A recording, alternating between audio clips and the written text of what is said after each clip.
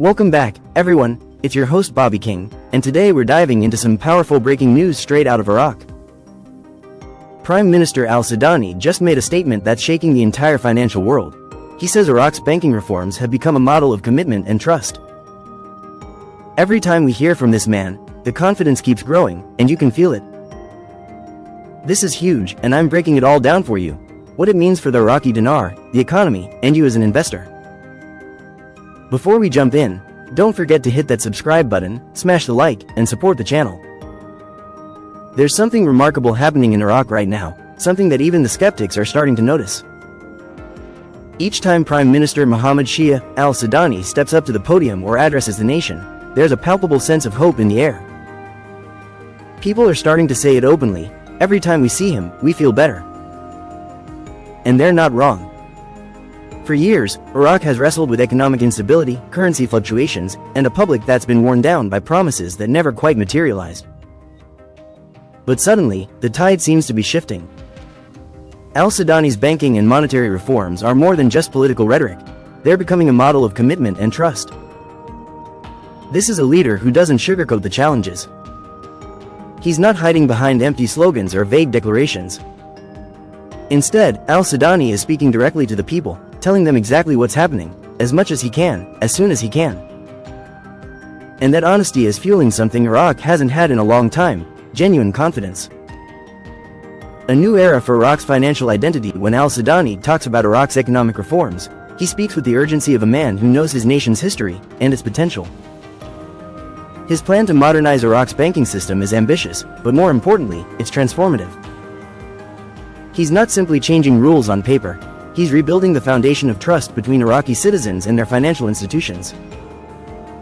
The goal is crystal clear: restore purchasing power, strengthen the dinar, and create a system that no longer depends on old habits and outdated structures. And the phrase that's causing a quiet buzz both in Iraq and among observers abroad? The monetary reform of Iraqi banks is about to give you your purchasing power by lifting the zeros from your exchange rate. Those words hit differently. For Iraqis who've watched their currency devalue and their savings lose meaning, the idea of lifting the zeros isn't just a technical move, it's a symbol of rebirth. It represents dignity restored. It signals that the value of their hard work, their salaries, and their dreams may finally be reflected in a stronger national currency.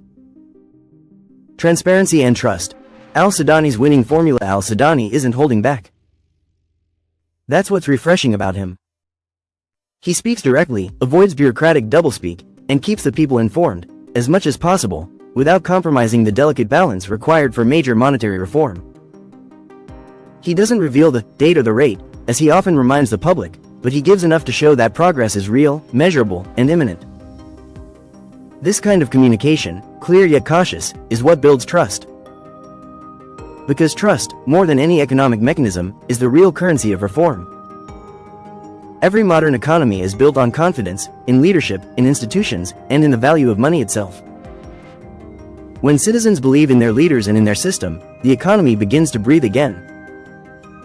And in Iraq, after years of uncertainty, that confidence is growing louder, steadier, stronger. Why the world is watching? Make no mistake, the international community has taken notice.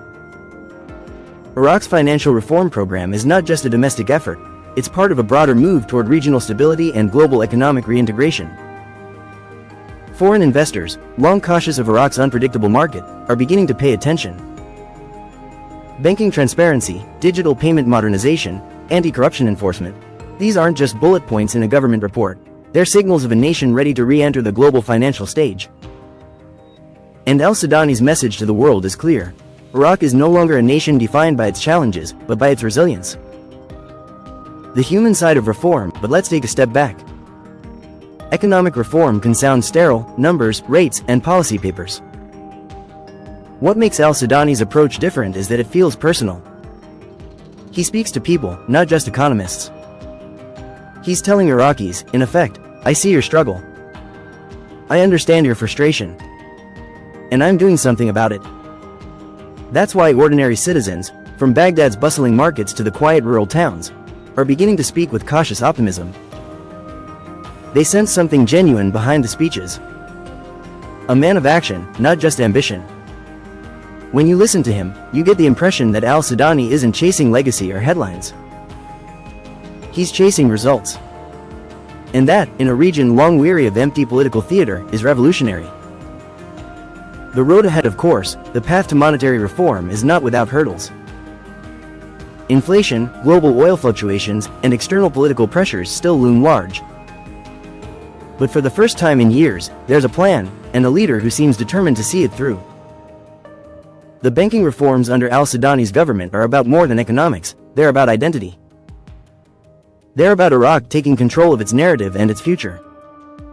Each statement he makes, each move toward transparency, each promise kept, it chips away at the cynicism that once seemed immovable. And that's why, every time we see him, we do feel better. Because this isn't blind optimism, it's earned faith. A promise taking shape. There's a certain electricity in the air when a nation starts to believe again. You can feel it in the conversations in coffee shops, in the tone of journalists, in the quiet confidence of the people. Al-Sudani's banking reforms may have started as a policy initiative, but they've become something much larger, a movement of trust. He's not giving away dates or rates, but he's giving Iraqis something far more valuable, hope anchored in action. And if history tells us anything, it's that nations rise not just through numbers, but through leaders who dare to tell the truth, and keep their word. In the end, I want to ask all my friends watching to stay positive and patient, because patience truly is the key to success. Please subscribe to my channel and show your support. Wishing you all a wonderful day. Thank you so much.